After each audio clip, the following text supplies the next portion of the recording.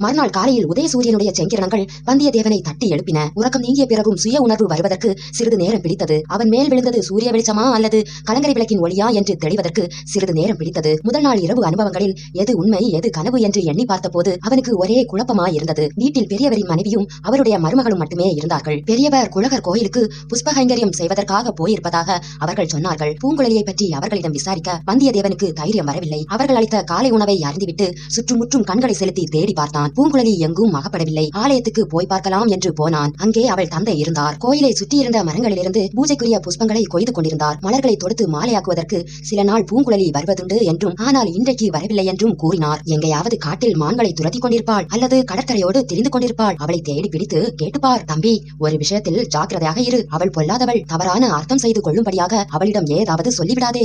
காவியங்களில் படித்திருப்பதை நினைத்துக் கொண்டு காதல் காரியங்களில் இறங்கிவிடாதே. உடனே பத்திரகாளியாக மாறிவிடுவாள். அப்புறம் உன் உயிர் உன்னுடையதல்ல என்று எச்சரிக்கை செய்தார் பெரியவர். முதல் நாள் கனவை நினைத்துக் கொண்டு வந்தியத்தேவன் உடல் சிலிர்த்தான். பிறகு காட்டிற்குள் பூங்குழலியை தேடிக்கொண்டு போனான். காட்டிலே எங்கே என்று தேடுவது? சிறிது நேரத்துக்கெல்லாம் அவனுக்கு அலுத்து போய்விட்டது. காட்டிலிருந்து வெளியேறினால் போதும் என்று ஆகிவிட்டது. வெளியேறிய பின்னர் கடற்கரையை நோக்கி சென்றான். கடற்கரையோடு நீண்ட தூரம் அலைந்தும் பலன் ஒன்றுமில்லை. பூங்குழலியை காணவில்லை. எப்படியும் மதியான சாப்பாட்டுக்கு வீட்டுக்கு வருவாள் அல்லவா, அங்கு பார்த்துக் கொள்ளலாம் என்று திரும்பினான். திடீரென்று ஓர் எண்ணம் தோன்றியது. அலையும் ஆட்டமும் அதிகமில்லாமல் அமைதியாக இருந்த அந்த கடலில் இறங்கி குளிக்க வேண்டும் என்ற ஆசை உண்டாகியது. இந்த பக்கத்தில் கடலில் ஆழம் அதிகம் இல்லை என்று முன்னமே கேள்விப்பட்டதுண்டு. முதல் நாள் மாலையில் பூங்குழலியும் சொல்லியிருக்கிறாள். பிறகு இறங்கி குளிப்பதற்கு என்ன தடை? படகிலும் கப்பலிலும் ஏறி பிரயாணம் செய்ய வேண்டிய அவசியம் நேர்ந்திருக்கிறது. கடலை கண்டு பயப்பட்டால் முடியுமா? அந்த பயத்தை போக்கிக் கொண்டே ஆக வேண்டும். இடுப்பை சுற்றி கட்டியிருந்த சுருள் துணியையும் கத்தியையும் எடுத்து கடற்கரையில் வைத்துவிட்டு கடலில் இறங்கினான். மெல்ல மெல்ல ஜாக்கிரதையாக காலை வைத்து நடந்தான். போக போக முழங்கால் அளவு தண்ணீருக்கு மேல் இல்லை. சிறிய அலைகள் வந்து மோதிய போது தண்ணீர் இடுப்பளவுக்கு வந்தது. அதற்கு மேலே இல்லை. அழகான கடல் இது. அமிழ்ந்து குளிப்பதற்கு கூட தண்ணீர் இல்லையே என்று சொல்லிக் கொண்டே இன்னும் மேலே சென்றான். அடடா, ஆழமில்லை என்று எண்ணிக்கொண்டே கரையிலிருந்து வெகு தூரம் வந்துவிட்டோமே. திடீரென்று கடல் பொங்கினால் அலைகள் பெரிதாகி மோதினால் இந்த எண்ணம் தோன்றி கரை பக்கம் திரும்பி பார்த்தான். அதிக தூரம் கரையிலிருந்து வந்துவிட்டது உண்மைதான். ஆனால் அப்படி ஒன்றும் கடல் திடீரென்று பொங்கிவிடாது. அதோ பூங்குழலி வருகிறாள். கரையேறி அவளை பிடித்துக் கொள்ள வேண்டும். பிடித்துக் கொண்டு நயமான வார்த்தைகளினால் மறுபடியும் கேட்க வேண்டும். அவளும் நம்மை பார்த்துவிட்டுத்தான் வருகிறாள் போலிருக்கிறது. நாம் இருக்கும் திசையை நோக்கியே வருகிறாள். ஏதோ நம்மை பார்த்து சைகை கூட செய்கிறாளே. இது என்ன? கரையில் குனிந்து அவள் என்ன பார்க்கிறாள்? எதை எடுக்கிறாள்? நம்முடைய இடுப்பில் சுற்றும் சுருள் துணியை அல்லவா எடுக்கிறாள். பூங்குழலி, அதை எடுக்காதே. அது என்னுடையது. நாம் சொல்வது அவள் காதில் விழவே இல்லை. இந்த கடல் அலைகளின் இரைச்சல். இதோ நாம் குரல் அவளுக்கு கேட்டுவிட்டது. நம்மை பார்த்து அவளும் ஏதோ சொல்கிறாள். பூங்குழலி, அது என்னுடையது.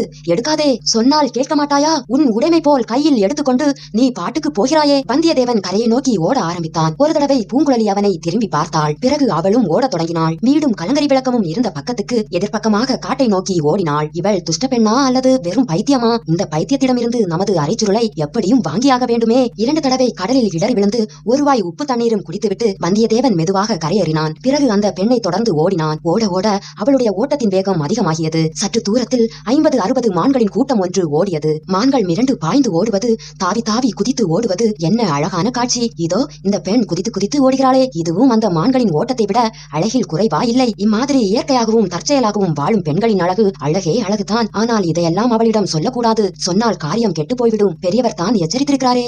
இருந்தாலும் இவள் எதற்காக இப்படி வீம்பு பிடித்துக் கொண்டு ஓடுகிறாள்? காட்டில் புகுந்து விட்டால் அப்புறம் அவளை கண்டுபிடிப்பது எப்படி? இதோ காட்டிற்குள் புகுந்தே விட்டாள். காரியம் கெட்டு குட்டிச்சுவராகி விட்டது. நம்மை போன்ற முட்டாள் உலகிலேயே வேறு யாரும் இருக்க முடியாது. குரங்கின் கையில் அகப்பட்ட பூமாலை திரும்பி வருமா? வந்தியத்தேவனும் சிறிது நேரத்தில் காட்டிற்குள் புகுந்தான். அங்குமிங்கும் அலைந்தான். அவசரத்தினாலும் பரபரப்பினாலும் செடிகளை சரியாக விலக்கிவிட்டுக் கொண்டு நடக்காமல் உடம்பெல்லாம் முட்களை கீறிக் கொண்டான். பூங்குழலி, பூங்குழலி என்று கூச்சலிட்டான். பிறகு மரமே, பூங்குழலியை கண்டாயோ? காக்காய், பூங்குழலியை கண்டாயோ என்றெல்லாம் கேட்க ஆரம்பித்தான். நமக்கே பைத்தியம் பிடித்துவிடும் போலிருக்கிறதே என்று அவன் நினைக்க தொடங்கிய சமயத்தில் திடீரென்று மரத்தின் மேலிருந்து ஏதோ விழுந்தது. அவனுடைய அரை துணி சுருள்தான். மிக்க ஆவலுடன் அதை எடுத்து சுருளை பிரித்து பார்த்தான். ஓலை பொற்காசுகள் எல்லாம் பத்திரமாயிருந்தன. பணம் பத்திரமாயிருக்கிறதா என்று ஒரு குரல் மேலே இருந்து வந்தது. வந்தியத்தேவன் அண்ணாந்து பார்த்தான். பூங்குழலி மரக்கிளையில் உட்கார்ந்திருந்தாள். வியர்த்து விறுவிறுத்து போயிருந்த வந்தியத்தேவன் தன்னை மீறிய கோபத்தினால், உன்னை போன்ற குரங்கை நான் பார்த்ததே இல்லை, உன்னை போன்ற ஆந்தையை நான் பார்த்ததே இல்லை. அம்மம்மா, என்ன மொழிமொழித்தாய் என்றாள் பூங்குழலி. எதற்காக இப்படி என்னை அலைக்கழித்தாய்? உனக்கு பணம் வேண்டுமென்றால் தருகிறேன். உன் பணம் இங்கே யாருக்கு வேண்டும்? அப்படியானால் எதற்காக இதை தூக்கி கொண்டு ஓடி வந்தாய்? அவ்விதம் நான் செய்திருக்காவிட்டால் நீ காட்டுக்குள் வந்திருக்க மாட்டாய். எங்கள் வீட்டுக்கு திரும்பி போயிருப்பாய். போயிருந்தால் என்ன? இந்த மரத்தின் மேல் ஏறிப்பார். தெரியும். என்ன தெரியும்? 10-15 குதிரைகள் தெரியும். வாள்களும் வேல்களும் மின்னுவது தெரியும். அவளுடைய முகத்தோற்றத்திலிருந்து அவள் கூறுவது உண்மையா இருக்கலாம் என்று தோன்றியது. ஆயினும் நிச்சயமாக தெரிந்து கொள்ள விரும்பி வந்தியத்தேவன் மரத்தின் மேல் ஏறினான். ஏறுவதற்கு முன்பு அரை சுற்று சுருளை கெட்டியாக கட்டிக்கொண்டான். கொண்டான். ஒருவேளை இவள் மரத்தின் மேலிருந்து அதை தவறி போட்டிருக்கலாம். இப்போது மறுபடியும் அதை அபகரிப்பதற்கு சூழ்ச்சி செய்கிறாளோ என்னமோ. யார் கண்டது? மரத்தின் மேலேறி கலங்கரை விளக்கின் பக்கம் நோக்கினான். பூங்குழலி கூறியது உண்மைதான். அங்கே 10-15 குதிரைகள் நின்றன. குதிரைகள் மீது வாள்களும் வேல்களும் பிடித்த வீரர்கள் இருந்தார்கள். அவர்கள் யாராக இருக்கும்? நம்மை பிடிப்பதற்கு வந்த பழுவேட்டரையரின் ஆட்கள் தான். வேறு யாரா இருக்க முடியும்? பூங்குழலி தன்னை பெரும் அபாயத்திலிருந்து காப்பாற்றினாள். எதற்காக? என்ன நோக்கம்? இன்னும் சில விஷயங்களும் தெளிவாகவில்லை. இருவரும் மரத்திலிருந்து கீழே இறங்கினார்கள். பூங்குழலி, என்னை பேராபத்திலிருந்து காப்பாற்றினாய். உனக்கு மிக மிக நன்றி. வெறும் போய் ஆண் பிள்ளைகளுக்கு நன்றி கூட உண்டா? எல்லா ஆண் பிள்ளைகளையும் போல் என்னையும் எண்ணிவிடாதே. பூங்குழலி, உன்னை ஒரு கேள்வி கேட்கலாமா? தாராளமாக கேட்கலாம். மறுமொழி கூறுவது என் இஷ்டம். என்னை காப்பாற்ற வேண்டும் என்று ஏன் எண்ணினாய்? என் மீது திடீரென்று தயவு பிறக்க காரணம் என்ன? பூங்குழலி சும்மா இருந்தாள். அவள் சிறிது திகைத்து போனாள் என்பது முகத்திலிருந்து தெரிந்தது. பிறகு யோசித்து பார்த்துக்கொண்டு, அசடுகளை கண்டால் எனக்கு எப்போதும் கொஞ்சம் பரிதாபம் உண்டு. சந்தோஷம். இந்த வீரர்கள் என்னை தேடி வந்திருக்கிறார்கள் என்பதை எப்படி அறிந்தாய்? உன்னை பார்த்தால் தெரியவில்லையா? நீ தப்பி ஓடி ஒளிந்து கொள்ள வந்திருக்கிறவன் என்று நேற்றைக்கே யூகித்தேன். இன்றைக்கு காலையில் உன் சிநேகிதன் வைத்தியர் மகன் மூலமாக அது உறுதியாகிவிட்டது. அவன் என்ன உளறினான்? காலையில் எழுந்ததும் காட்டிலே மூலிகை தேட வேண்டும் என்றான். நான் அழைத்து போவதாக சொல்லி இங்கே அழைத்துக் கொண்டு வந்தேன். என்னிடத்தில் காதல் புரிய ஆரம்பித்தான். உன்னுடைய சிநேகிதன் உன்னை முந்திக் கொண்டு விட்டானே என்று சொன்னேன். என்ன சொன்னாய்? கொஞ்சம் பொறுமையாக கேட்டுக்கொண்டு வா. நீ என்னிடம் காதல் புரிய தொடங்கிவிட்டதாக சொன்னேன். அப்போது தான் உன் மீது அவனுடைய சந்தேகத்தை வெளியிட்டான். ஏதோ ராஜ தண்டனைக்கு பயந்து நீ ஓடி தப்பி வந்திருக்கிறாய் என்று அவனுக்கு வழியில் பல காரணங்களால் சந்தேகம் தோன்றியதாம். அப்படிப்பட்டவனை நம்பி அநியாயமாக கெட்டு போகாதே. என்னை கல்யாணம் செய்து கொள் என்றான். ரொம்ப அவசரப்படுகிறாயே, பெரியவர்களை கேட்க வேண்டாமா என்றேன். பழந்தமிழ் மரபையொட்டி களவு மனம் புரிந்து கொள்வோம் என்று உன் அழகான சிநேகிதன் சொன்னான். எப்படி இருக்கிறது கதை? அட சண்டாள பாவி என்று கத்தினான் வந்தியத்தேவன். மேலும் சொல்கிறேன் கேளுங்கள். இதற்குள்ளே குதிரைகள் வரும் சத்தம் கேட்டது. நான் மரத்தின் மேல் ஏறி பார்க்க சொன்னேன். மரத்தின் மேலே நின்று பார்த்தபோது அவனுடைய கால்கள் விடவிடவென்று நடுங்கியதை நினைத்தால் இப்போதும் எனக்கு சிரிப்பு வருகிறது என்று சொல்லிவிட்டு பூங்குழலி சிரித்தாள். பூங்குழலி, விளையாட்டு இருக்கட்டும், அப்புறம் என்ன நடந்தது? அவன் மரத்தின் மேலிருந்து இறங்கி வந்தான். பார்த்தாயா? நான் சொன்னது சரியாக போய்விட்டது. அவனை பிடிப்பதற்காக ராஜ சேவகர்கள் வந்திருக்கிறார்கள் என்றான். அப்படியானால் அவனுடன் வந்த உன்னையும் பிடிப்பார்கள் அல்லவா? நீ ஓடி எங்கேயாவது ஒளிந்து கொள் என்றேன். அப்படித்தான் செய்ய வேண்டும் என்றான். என்னை விட்டு பிரிந்து சென்றான். நான் எதிர்பார்த்தபடியே நடந்தது. என்ன நடந்தது? ஓடி ஒளிந்து கொள்வதாக என்னிடம் சொல்லிவிட்டு நேரே அந்த குதிரைக்காரர்கள் இருந்த திசையை நோக்கி போய் அவர்களிடம் அகப்பட்டுக் கொண்டான். ஐயோ பாவம், அதிகமாக பரிதாபப்பட்டு விடாதே. கொஞ்சம் மிச்சம் வைத்துக்கொள். ஏன் அப்படி சொல்கிறாய்? குறையும் கேள், நீயே தெரிந்து கொள்வாய். அவர்களிடம் நேரே போனான். அவர்கள் இவனை அதிசயத்துடன் பார்த்தார்கள். உற்று உற்று பார்த்து ஒருவரோடு ஒருவர் ரகசியமாக பேசிக் கொண்டார்கள். நீங்கள் யார் என்று இவன் கேட்டான். நாங்கள் வேட்டைக்காரர்கள், மான் வேட்டையாட வந்திருக்கிறோம் என்று அவர்களில் ஒருவன் சொன்னான். இல்லை, நீங்கள் என்ன வேட்டையாட வந்திருக்கிறீர்கள் என்று எனக்கு தெரியும் என்றான் இவன். அவர்கள் இன்னும் வியப்படைந்து இவனை தூண்டிவிட்டார்கள். வந்தியத்தேவனை தேடிக்கொண்டு வந்திருக்கிறீர்கள். அவன் இருக்கும் இடத்தை காட்டுகிறேன். என்னை சும்மா விட்டு விடுவீர்களா என்று கேட்டான். அவர்களும் அதற்கு சம்மதித்தார்கள். இவன் அவர்களை அழைத்துக் கொண்டு எங்கள் வீட்டு பக்கம் போனான். துரோகி, சண்டாளன். அவர்கள் போன பிறகு நான் உன்னை தேடிக்கொண்டு வந்தேன். நீ கடலில் இறங்கி குளித்துக் கொண்டிருந்தாய். என்னிடம் அங்கேயே இதையெல்லாம் ஏன் சொல்லவில்லை? இந்த துணிச்சுருளை எடுத்துக்கொண்டு ஏன் ஓடி வந்தாய்? இல்லாவிட்டால் நீ அவ்வளவு வேகமாக ஓடி வந்திருப்பாயா? அந்த வேட்டைக்காரர்களை ஒரு கை பார்க்கிறேன் என்று அவர்களை தேடி போயிருந்தாலும் போயிருப்பாய். என் பேச்சையே ஒருவேளை நம்பியிருக்க மாட்டாய். இவ்வளவையும் சொல்லி உன்னை என்னுடன் வரும்படி செய்வதற்குள் அவர்கள் உன்னை ஒருவேளை பார்த்திருப்பார்கள். இந்த பெண்ணையா நாம் பைத்தியக்காரி என்று எண்ணினோ என்று வந்தியத்தேவன் நினைத்து வெட்கமடைந்தான். இவளிடம் பூரண நம்பிக்கை வைத்தே ஆக வேண்டும். இவளுடைய உதவி இல்லாவிட்டால் நாம் கடலை கடந்து இலங்கை செல்ல முடியாது. இவ்வளவு தூரம் வந்தது வீணாகும். பழுவேட்டரையர்களிடம் திரும்ப அகப்பட்டுக் கொள்ளவும் நேரலாம். பூங்குழலி, நீ எனக்கு எவ்வளவு பெரிய உதவி செய்திருக்கிறாய் என்பதை சொல்லி முடியாது. மிச்ச உதவியையும் நீதான் செய்ய வேண்டும். என்ன செய்ய வேண்டும் என்கிறாய்? என் சிநேகிதனுடைய லட்சணத்தை பார்த்து விட்டாய் அல்லவா? அவனை நம்பி பயனில்லை என்று தெரிந்து கொண்டாய் அல்லவா? நீதான் படகு வலித்து வந்து என்னை இலங்கையில் சேர்ப்பிக்க வேண்டும். பூங்குழலி மௌனமாயிருந்தாள். நான் தப்பு காரியம் எதுவும் செய்யக்கூடியவன் அல்ல என்று உனக்கு நம்பிக்கை ஏற்படுகிறதா? பூங்குழலி, இலங்கைக்கு மிக முக்கியமான காரியமாக நான் உடனே போய் தீர வேண்டும். இந்த உதவி எனக்கு நீ அவசியம் செய்தே ஆக வேண்டும். செய்தால் எனக்கென்ன தருவாய் என்று பூங்குழலி கேட்டாள். அவளுடைய முகத்தில் முதலாக நாணத்தின் அறிகுறி தென்பட்டது. கன்னங்கள் குளிந்தன. அவளுடைய முகத்தின் அழகு பன்மடங்கு அதிகமாகி சுடர்விட்டு ஒளிர்ந்தது. முதல் நாள் இரவு கண்ட கனவில் இதே மாதிரி அவள் கேட்டது வந்தியத்தேவனுக்கு நினைவு வந்தது. அதே வார்த்தைகள் மறுபடியும் அவன் நாவில் வருவதற்கு துடித்தன. பல்லினால் நாவை கடித்துக் கொண்டு அந்த வார்த்தை வராமல் நிறுத்தினான். பூங்குழலி, இந்த உதவி நீ எனக்கு செய்தால் உயிருள்ள அளவும் மறக்க மாட்டேன். என்றென்றும் நன்றி செலுத்துவேன். உனக்கு நான் இதற்கு பதிலாக செய்யக்கூடியது எதுவும் இருப்பதாக தெரியவில்லை. நீ ஏதாவது செய்யும்படி சொன்னால் கட்டாயம் செய்வேன். பூங்குழலி சிந்தனையில் ஆழ்ந்தாள். சொல்ல எண்ணியதை சொல்லலாமா வேண்டாமா என்று தயங்கியதை போல் காணப்பட்டது. பூங்குழலி, என்னால் உனக்கு ஆகக்கூடிய பதிலுதவி ஏதேனும் இருந்தால் சொல். நிச்சயம் செய்கிறேன். இது சத்தியமான வார்த்தைதானா? பூங்குழலி, எந்த சந்தேகமும் வேண்டாம். சத்தியமான வார்த்தைகள் தான். அப்படியானால் சமயம் வரும்போது சொல்கிறேன். அப்போது மறந்துவிட மாட்டாயே? ஒரு நாளும் மறக்க மாட்டேன். நீ எப்போது பதிலுதவி கேட்பாய் என்று காத்திருப்பேன். பூங்குழலி மீண்டும் சிறிது நேரம் சிந்தனை வயப்பட்டிருந்தாள். சரி, என்னுடன் வா. இந்த காட்டில் ஓரிடத்துக்கு உன்னை நான் அழைத்து போகிறேன். அங்கே இன்று பொழுது சாயும் வரையில் நீ இருக்க வேண்டும். பட்டினியாகத்தான் இருக்க வேண்டும். அதை பற்றி கவலை இல்லை. காலை காலையில் உன் அண்ணி பழைய சோறு போட்டாள். அவளுடைய வயிற்றெரிச்சலை கிளப்புவதற்காகவே அதிகமாக சாப்பிட்டேன். இனி ராத்திரி வரையில் சாப்பாடு தேவையில்லை. ராத்திரி கூட சாப்பாடு கிடைக்கிறதோ என்னமோ. கையில் கொஞ்சம் எடுத்து வர பார்க்கிறேன். நான் சொல்லும் இடத்தில் இருட்டும் வரை நீ இருக்க வேண்டும். இருட்டிய பிறகு நான் திரும்ப வந்து ஒரு சத்தம் செய்வேன். குயில் கூ கூ என்று கூவுவதை கேட்டிருக்கிறாயா? நன்றாய் கேட்டிருக்கிறேன். அப்படி கேட்காவிட்டாலும் உன் குரலை தெரிந்து கொள்வேன். நான் குரல் கொடுத்ததும் நீ அவ்விடத்திலிருந்து வெளிவர வேண்டும். இருட்டி ஒரு ஜாமத்திற்குள் படகில் ஏறி நாம் புறப்பட்டு விட வேண்டும். குயிலின் குரல் எப்போது வரும் என்று காத்திருப்பேன். காட்டின் மத்தியில் மணல் மேடு இட்டிருந்த ஓரிடத்துக்கு பூங்குழலி வந்தியத்தேவனை அழைத்து போனாள். மேட்டின் மறுபக்கத்தில் மரஞ்செடி கொடிகள் மற்ற இடத்தை விட அதிக நெருக்கமாயிருந்தன. அவற்றை கையினால் விலக்கிக் கொண்டு ஒரு மரத்தின் வழியாக பள்ளத்தில் இறங்கினாள். வந்தியத்தேவனும் அவளை பின்பற்றி இறங்கினான். அங்கே ஒரு பழைய மண்டபத்தின் மேல் விளிம்பு காணப்பட்டது. இன்னும் உற்று பார்த்ததில் இருளடைந்த மண்டபத்தின் இரு தூண்கள் தெரிந்தன. இவை எல்லாவற்றையும் மரங்களும் செடி கொடிகளும் மறைத்திருந்தன. எந்த பக்கம் இருந்து பார்த்தாலும் அந்த மண்டபம் அங்கே இருப்பது தெரியவே தெரியாது. இந்த மண்டபத்தில் ஒரு சிறுத்தை குடியிருந்தது. அது போன பிறகு நான் இதில் இருக்கிறேன். என்னுடைய சொந்த தனி வீடாக வைத்துக் கொண்டிருக்கிறேன். மனிதர்களை காண பிடிக்காத போது இவ்விடத்துக்கு நான் வந்து விடுவது வழக்கம். சட்டியில் தண்ணீர் இருக்கிறது. இன்று பகலெல்லாம் இங்கேயே இரு. நாலாபுறமும் மனிதர்கள் குரல் கேட்டாலும்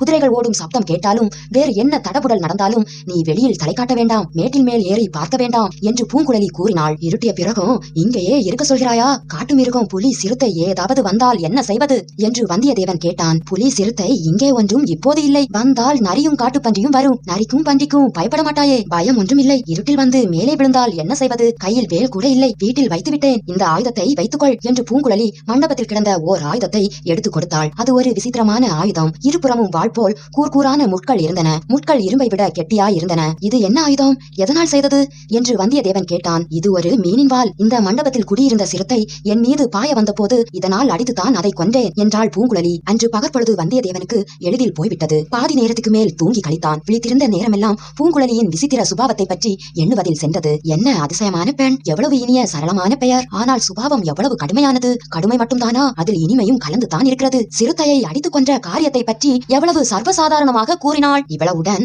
சில சமயம் வெறி பிடித்தவள் மாதிரி நடந்து கொள்கிறாளே, அது ஏன்? இந்த பெண்ணின் வாழ்க்கையில் ஏதோ ஒரு கசப்பான சம்பவம் நடந்திருக்க வேண்டும். கசப்பான சம்பவமோ அல்லது இனிப்பான சம்பவம் தானோ? இரண்டினாலும் இப்படி ஒரு பெண் வெறி பிடித்தவள் போல் ஆகியிருக்க கூடும். அல்லது ஒன்றுமே காரணமில்லாமல் பிறவியிலேயே இத்தகைய இயற்கையுடன் பிறந்தவளோ? ஆனால் இவளுடைய பெற்றோர்களின் இயற்கையில் விசேஷம் ஒன்றையும் காணவில்லையே. இனிய சாந்த சுபாவம் படைத்தவர்களா இருக்கிறார்களே. குணம் எப்படியாவது இருக்கட்டும். நம்மிடம் இவளுக்கு இவ்வளவு சிரத்தை ஏற்பட்டதன் காரணம் என்ன? பழுவூர் ஆட்களிடம் நாம் பிடிபடாமல் தப்புவிப்பதற்கு இவ்வளவு உதவி செய்திருக்கிறாளே. இலங்கைக்கு படகு வலித்துக் கொண்டு வருவதாகவும் சொல்லியிருக்கிறாளே. இதிலெல்லாம் ஏதாவது ஏமாற்றம் இருக்குமோ? ஒரு நாளும் இல்லை. ஆனாலும் இவள் மனம் மாறியதின் காரணம் என்ன? நம்மிடம் இவள் எந்தவித பதில் உதவியை எதிர்பார்க்கிறாள்? பின்னால் கூறுவதாக கூறியிருக்கிறாளே, அது என்னவா இருக்கும்? இவ்வாறு வந்தியத்தேவன் சிந்தனை செய்து கொண்டிருந்த சமயங்களில் பூங்குழலி கூறியிருந்தது போலவே அவனை சுற்றி நாலா புறங்களிலும் அடிக்கடி சப்தம் கேட்டது. குதிரைகளின் ஓட்டம், மனிதர்களின் அட்டகாசம், வன ஐந்துகளின் பயம் நிறைந்த கூச்சல், பறவைகள் கிரீச்சிடுதல், இவ்வளவும் சேர்ந்து சில சமயம் ஒரே அமர்க்களமாயிருந்தது. அடுத்தாற்போல் சற்று நேரத்தில் அமைதி குடிக்கொண்டு நிசப்தமாயிருந்தது. அமர்க்களப்பட்டதெல்லாம்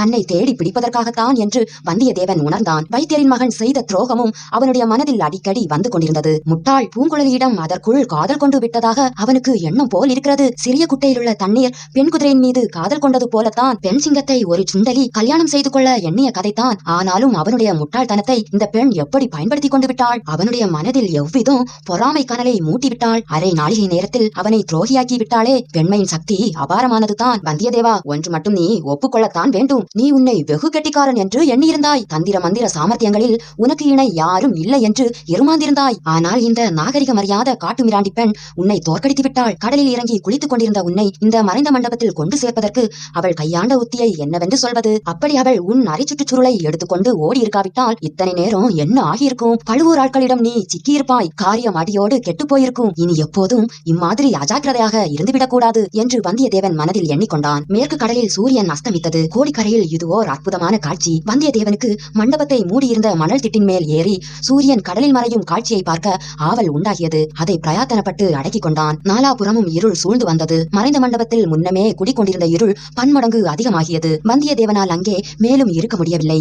வெளியேறி வந்தான். மண்டபத்தை மூடிய மணல் திட்டின் மீது நின்றான். வெகு தூரத்தில் கலங்கரை விளக்கின் ஒளி தெரிந்தது. வானத்தில் வைரமணிகள் சுடர்விட்டு ஜொலித்தன. காட்டில் பலவிதமான ஒலிகள் உண்டாகின. பகலில் வனப்பிரதேசத்தில் கேட்கும் ஒலிகளுக்கும் இரவில் கேட்கும் ஒலிகளுக்கும் மிக்க வேற்றுமை இருந்தது. இரவில் கேட்கும் ஒலிகள் மர்மம் நிறைந்து உள்ளத்தில் பீதியையும் உடலிலே சிலிர்ப்பையும் உண்டாக்கின. பகலில் எதிரே புலியை பார்த்தாலும் மனம் பதறுவதில்லை, பயமும் உண்டாவதில்லை. இரவில் ஒரு புதரில் சின்னம் சிறு எலி ஓடினாலும் உள்ளம் திடுக்கிடுகிறது. இதோ குயிலின் குரல் கேட்கிறது. அந்த குரல் தேவகானத்தை போல் வந்தியத்தேவன் காதில் ஒலித்தது. குரல் வந்த திசையை நோக்கி சென்றான். கொண்டான். பூங்குழலி அங்கு நின்றாள். சத்தம் செய்யாமல் என்னுடன் வா என்று சைகை செய்தாள். அங்கிருந்து கடற்கரை வெகு சமீபம் என்று தெரிய வந்தது. கடற்கரையில் படகு ஆயத்தமா இருந்தது.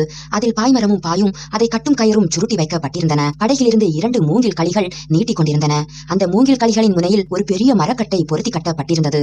படகை கடலில் இறக்குவதற்கு வந்தியத்தேவன் உதவி செய்ய போனான். நீ சும்மா இரு என்று பூங்குழலி சைகை செய்தாள். படகை லாவகமாக தள்ளி கடலில் இறக்கினாள். சிறிதும் சத்தமின்றி கடலில் அப்படகு இறங்கியது. வந்தியத்தேவன் படகில் ஏறிக்கொள்ள முயன்றான்.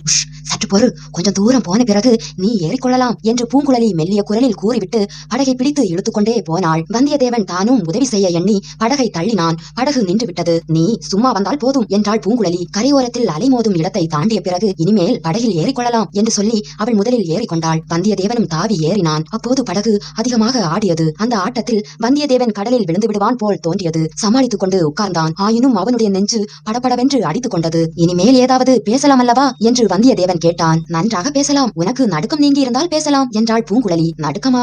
யாருக்கு நடுக்கம்? அதெல்லாம் ஒன்றுமில்லை. ஒன்றுமில்லாவிட்டால் சரி. பூங்குழலி, பாய்மரம் கட்ட வேண்டாமா? பாய்மரம் கட்டினால் கரையில் உள்ளவர்கள் ஒருவேளை நம்மை பார்த்து விடுவார்கள், ஓடி வந்து பிடித்து விடுவார்கள். இனி அவர்கள் வந்தால் ஒரு கை பார்த்து விடுகிறேன், நீ கொஞ்சமும் பயப்பட வேண்டாம் என்று வந்தியத்தேவன் தன் வீர பிரதாபத்தை சொல்லத் தொடங்கினான். இப்போது எதிர்காற்று அடிக்கிறது. பாய்மரம் விரித்தால் படகை மறுபடி கரையிலே கொண்டு போய் மோதும். நடுநிசிக்கு மேல் காற்று திரும்பக்கூடும். அப்போது பாய்மரம் விரித்தால் பயன்படும் என்று பூங்குழலி கூறினாள். உனக்கு இதெல்லாம் நன்றாய் தெரிந்திருக்கிறது. அதனாலே தான் உன்னை அழைத்து போகும்படி உன் தந்தை சொன்னார். என் தந்தையா? யாரை சொல்லுகிறாய்? உன் தகப்பனாரைத்தான் சொல்லுகிறேன். கலங்கரை விளக்கின் தியாகவிடங்கரையரை சொல்லுகிறேன். கரையில் இருக்கும் போதுதான் அவர் என்னுடைய தந்தை. கடலில் இறங்கிவிட்டால் தகப்பனார் கூட மாறி போய் விடுவாரா என்ன? ஆமாம், இங்கே சமுத்திரராஜன் தான் என் தகப்பனார். என்னுடைய இன்னொரு பெயர் சமுத்திரகுமாரி. உனக்கு யாரும் சொல்லவில்லையா? சொல்லவில்லை. அது என்ன விசித்திரமான பெயர்? சக்கரவர்த்தியின் இளைய குமாரனை பொன்னியின் செல்வன் என்று சிலர் சொல்கிறார்கள் அல்லவா? அது போலத்தான். இதை கேட்டதும் வந்தியத்தேவன் தனது அரை சுற்றுச்சுருளை தடவி பார்த்துக் கொண்டான். அதை கவனித்த பூங்குழலி, பத்திரமாக இருக்கிறதல்லவா என்று கேட்டாள். எதை பற்றி கேட்கிறாய்? உன் அரைச்சுருளில் வைத்திருக்கும் பொருளை பற்றித்தான். வந்தியத்தேவனுடைய மனதில் சிறிய சந்தேகம் தோன்றியது. அவனுடன் பேசிக்கொண்டே பூங்குழலி துடுப்பை வலித்துக் கொண்டிருந்தாள். படகு போய்க் கொண்டிருந்தது. இலங்கை தீவுக்கு நாம் எப்போது போய் சேரலாம் என்று கேட்டான் வந்தியத்தேவன். காற்று நமக்கு உதவியாக இருந்து 2 பேராக துடுப்பு வலித்தால் பொழுது விடியும் சமயம் போய் சேரலாம். பூங்குழலி, நானும் துடுப்பு வலிக்கிறேன். உன்னை தனியாக விட்டு விடுவேனா? வந்தியத்தேவன் தன் அருகில் இருந்த துடுப்பை பிடித்து வலித்தான். படகு வலிப்பது லேசான வேலை என்று மிகவும் கடினமான வேலை. படகு விற்றென்று சுழன்று அடியோடு நின்று விட்டது. பூங்குழலி, இது என்ன? நீ துடுப்பை வலித்தால் படகு போகிறது, நான் தொட்ட உடனே நின்று விடுகிறதே. நான் சமுத்திரகுமாரி அல்லவா? அதனாலே தான் நீ சும்மா இருந்தால் போதும், உன்னை எப்படியாவது இலங்கையில் கொண்டு போய் சேர்த்து விடுகிறேன், சரிதானே? வந்தியத்தேவன் சிறிது வெட்கமுற்றான். சற்று நேரம் சும்மா இருந்தான். சுற்றுமுற்றும் பார்த்தபோது படகிலிருந்து நீட்டிக் கொண்டிருந்த மூங்கில் களிகளும் கட்டைகளும் அவன் கண்களில் பட்டன. பூங்குழலி, இந்த கட்டை எதற்கு? படகு அதிகம் ஆடாமல் இருப்பதற்காக. இதை காட்டிலும் படகு அதிகம் ஆடுமா என்ன? இப்போதே வேண்டிய ஆட்டம் ஆடுகிறதே. எனக்கு தலை சுற்றும் போல் இருக்கிறது. இது ஒரு ஆட்டமா? ஐப்பசி கார்த்திகையில் வாடைக்காற்று அடிக்கும் போதல்லவா பார்க்க வேண்டும். கரையில் இருந்து பார்த்தால் கடல் அமைதியாக தகடு போல் இருப்பதாக தோன்றியது. ஆனால் உண்மையில் அவ்விதம் இல்லை என்பதை வந்தியத்தேவன் கண்டான். நுரையில்லாத அலைகள் எழும்பி விழுந்து கொண்டு தான் இருந்தன. அவை அப்படகை தொட்டில் ஆட்டுவது போல் ஆட்டிக் கொண்டிருந்தன. பூங்குழலி, பெருங்காற்று அடிக்கும் போது இந்த கட்டை என்ன ஆகும்? எவ்வளவு பெரிய காற்று என்பதை பொறுத்தது. சாதாரணமாய் பெருங்காற்று அடித்தாலும் இந்த கட்டை படகை கவிழாமல் நிறுத்தி வைக்கும். ஒருவேளை சுழிக்காற்று அடித்து படகு கவிழ்ந்து விட்டால் இந்த கட்டையை படகிலிருந்து அவிழ்த்து விட்டு விடாமல் அதை பிடித்துக் கொண்டு உயிர் தப்புவதற்கு பார்க்கலாம்.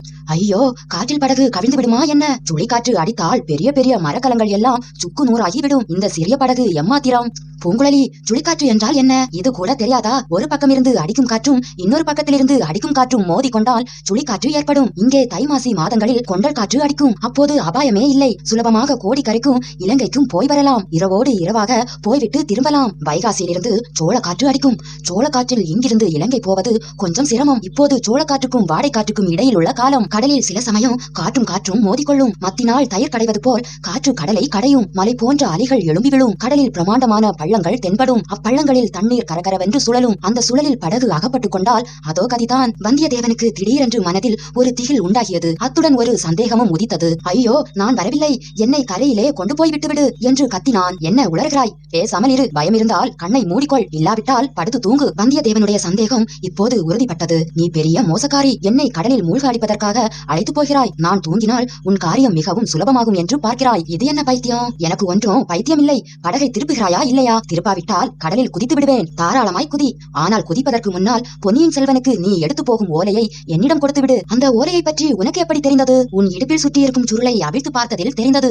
நீ யார், எதற்காக இலங்கை போகிறாய் என்று தெரிந்து கொள்ளாமல் உனக்கு படகு தள்ள சம்மதித்திருப்பேனா? காலையில் மரத்தின் மேல் உட்கார்ந்து உன் நரிச்சுருளை அவிழ்த்து ஓலையை பார்த்தேன். மோசக்காரி, உன்னை நம்பி வந்துவிட்டேனே. படகை திருப்புகிறாயா மாட்டாயா? வந்தியத்தேவனுடைய திகிலும் வெறியும் பன்மடங்கு அதிகமாகின. படகை திருப்பு, படகை திருப்பு என்று அலறினான். நான் மட்டும் இளைய பிராட்டி குந்தவையாக இருந்திருந்தால் இவ்வளவு முக்கியமான ஓலையை உன்னை போன்ற சஞ்சல புத்திக்காரனிடம் கொடுத்து அனுப்பியிருக்க மாட்டேன். ஓஹோ, ஓலை கொடுத்தது யார் என்று கூட உனக்கு தெரிந்திருக்கிறதே.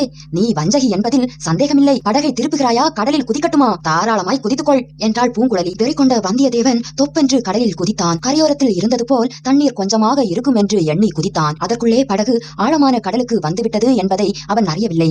கடலில் குதித்த பிறகுதான் அதை அறிந்தான். அறிந்த பிறகு அலறி தத்தளித்தான். இதற்குள் வந்தியத்தேவன் ஓரளவு நீந்த தெரிந்து கொண்டிருந்தான். ஆனால் தண்ணீரை கண்டால் அவனுக்கு இயற்கையாக ஏற்படும் பயம் கை கால்களின் தெம்பை குறைத்தது. ஆற்றிலோ குளத்திலோ என்றால் பக்கத்தில் உள்ள கரையை பார்த்து தைரியம் கொள்ள இடம் இருந்தது. இதுவோ மகா கடல். நாலாபுறமும் எங்கே பார்த்தாலும் ஒரே தண்ணீர் மயம். கடலில் அங்கே லேசான அலைதான். எனினும் ஒரு சமயம் அவனை மேலே கொண்டு வந்தது, இன்னொரு சமயம் பள்ளத்தில் தள்ளியது. மேலே வந்தபோது படகு கண்ணுக்கு தெரிந்தது. ஓ என்று கத்தினான். பள்ளத்தில் விழுந்தபோது படகு கண்ணுக்கு தெரியவில்லை. சுற்றிலும் இருண்ட தண்ணீரின் சுவர் மட்டுமே தெரிந்தது. ஓ என்று அலரும் சக்தியை கூட அவனுடைய நாக்கு இழந்துவிட்டது. மூன்றாவது முறை கடல் அலை அவனை மேலே கொண்டு வந்தபோது படகு முன்னை விட தூரத்துக்கு போய்விட்டதாக தோன்றியது. அவ்வளவுதான், கடலில் மூழ்கி சாகப் போகிறோம் என்ற எண்ணம் அவன் மனதில் உண்டாகிவிட்டது. நம்முடைய அரை சுற்றும் அதிலுள்ள ஓலையும் மூழ்கப் போகின்றன. குந்தவை தேவியின் முகம் அவன் மனக்கண்ணின் முன்னால் வந்தது. இப்படி செய்து விட்டாயே என்று கேட்பது போல் இருந்தது. என்னவெல்லாம் கனவு கண்டோம், என்னவெல்லாம் மனக்கோட்டை கட்டினோம். வானர் குலத்து பழைய அரசு திரும்ப வந்து ரத்தின சகிதமான சிங்காதனத்தின் பக்கத்தில் இளைய பிராட்டியுடன் வீட்டிருக்க போவதாக எண்ணினோமே, அவ்வளவும் பாழாகிவிட்டது. இந்த பாவி பெண் கெடுத்து விட்டாள். இவள் பெண்ணல்ல, பெண் உருக்கொண்ட பேய். இவள் பழுவேட்டரையர்களை சேர்ந்தவள் இல்லை. அந்த மோகினி பிசாசு நந்தினியை சேர்ந்தவள். நாம் கடலில் மூழ்கி செத்தாலும் பாதகமில்லை. இந்த பெண் பேய் மட்டும் இப்போது நம்மிடம் சிக்கினால் இவள் கழுத்தை நெரித்து, இது என்ன எண்ணம்? சாகும் போது நல்ல விஷயமாக எண்ணிக்கொள்வோம், கடவுளை நினைப்போம். உமாபதி, பரமேஸ்வரா, பழனி ஆண்டவா, பார்க்கடலில் பள்ளி கொண்ட பெருமாளே, குந்தவை தேவி, மன்னிக்கவும். ஒப்புக்கொண்ட காரியத்தை முடிக்காமல் போகிறேன். அதோ படகு தெரிகிறது. அந்த பெண் மட்டும் இப்போது கையில் சிக்கினால். வந்தியத்தேவன் கடலில் குதித்து சிறிது நேரம் வரையில் பூங்குழலி அலட்சியமாகவே இருந்தாள். தட்டு தடுமாறி நீந்தி வந்து படகில் தொற்றிக் கொள்வான் என்று நினைத்தாள். கொஞ்சம் திண்டாடட்டும் என்ற எண்ணத்துடனே படகுக்கும் அவனுக்கும் இருந்த தூரத்தை அதிகமாக்கினாள். விரைவில் அவள் எண்ணியது தவறு என்று தெரிந்துவிட்டது.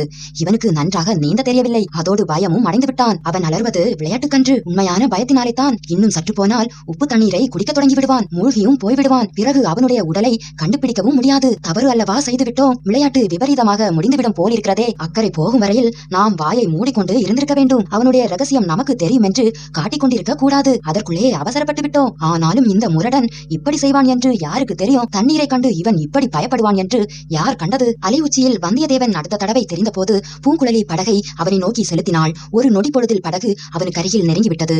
வா, வந்து ஏறிக்கொள் என்றாள். ஆனால் அவன் காதில் விழுந்ததாக தெரியவில்லை. விழுந்தாலும் படகை பிடித்து ஏறிக்கொள்ளப் போகிறவனாக தெரியவில்லை. கேட்கும் சக்தியோடு பார்க்கும் சக்தியையும் இழந்துவிட்டதாக தோன்றியது. ஆனால் அலரும் சக்தி மட்டும் இருந்தது. ஒரு கையை மேலே தூக்கி தலையை மேலாக நிமிர்த்தி ஓ என்று ஒரு கணம் அலறினான். சகல நம்பிக்கையும் இழந்து மூழ்கி சாகப் போகிறவனுடைய ஓலக்குரல் என்பதை பூங்குழலி அறிந்தாள். அவன் தலையை நிமிர்த்திய போது பிறைச்சந்திரனின் மங்கிய நிலா வெளிச்சத்தில் அவன் முகம் ஒரு கணம் தெரிந்தது.